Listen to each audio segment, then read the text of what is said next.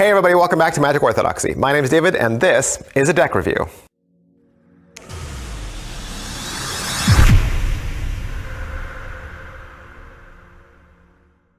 Hey, today we are going to look at the Aphelion playing cards from Parama Playing Cards. This is a deck of cards printed from the Legends Playing Card Company out in Taiwan. It is done on their classic finish, and I believe this run was limited to 1,000 decks. And if you want to learn more about them, you can find them at paramaplayingcards.com.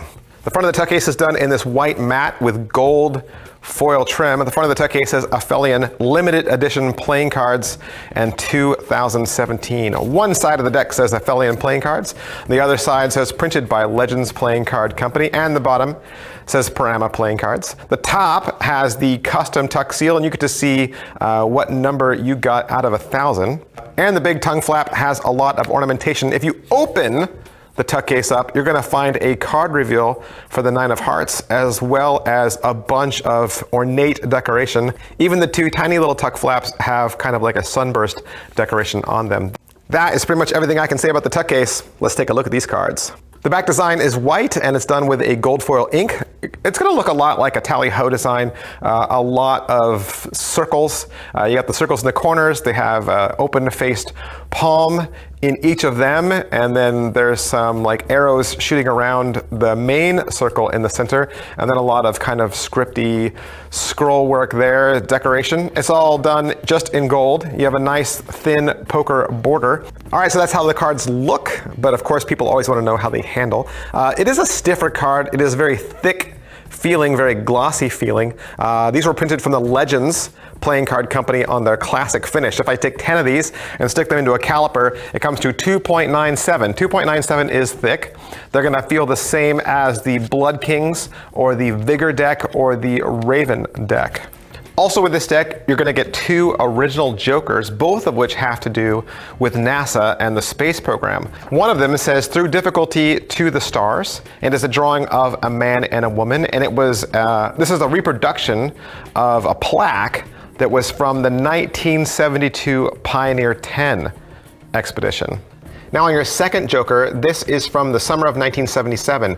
NASA launched two robotic probes, Voyager 1 and Voyager 2, from Cape Canaveral. And in those probes were placed two golden records, two 12-inch gold-plated copper records. And on those records, there are 27 pieces of music, so like 90 minutes. And then you have 118 different images. They're encoded in analog form, spoken in a greeting in over 55 languages, as well as nature and animal sounds. And hand etched onto the record surface is this inscription: "To the makers of music, all worlds, all times." Your Ace of Spades is nice and big and bold. It's got a large pip there in the center with some rays of light shooting off from the edges. It says Aphelion and trademark underneath that.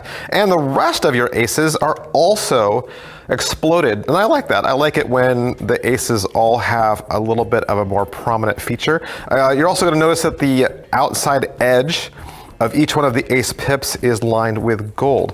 Your pips and indice cards, your number cards, are all going to be completely standard and instantly recognizable. Your court cards are going to have a very familiar look to you as well. They will be standard, however, they are borderless. And then the designers at Aphelion added a little bit of script work on the edges just to give it a little hint of an edge, but it's all done in gold. And then you're going to notice that the courts have been recolored with that gold foil accent.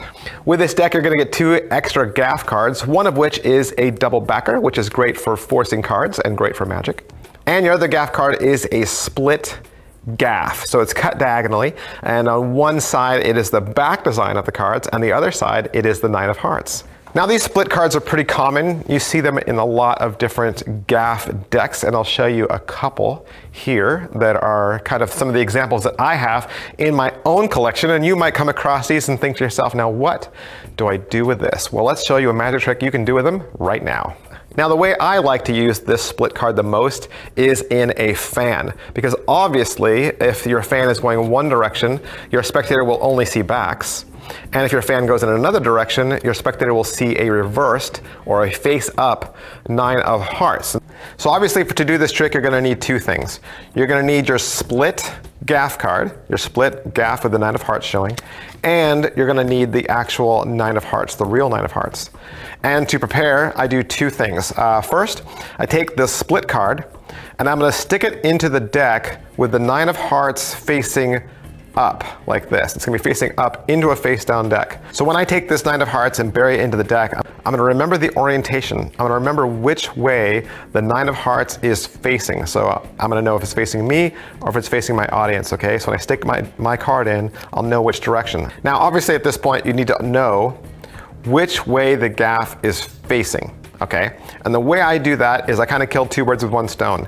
I take my 9 of hearts, okay, and I leave that on the top because my 9 of hearts is gonna be my force card, and I'm gonna force this in my favorite way. So what I need to do is I need to use my 9 of hearts as a locator, which means on the back, I'm gonna mark it.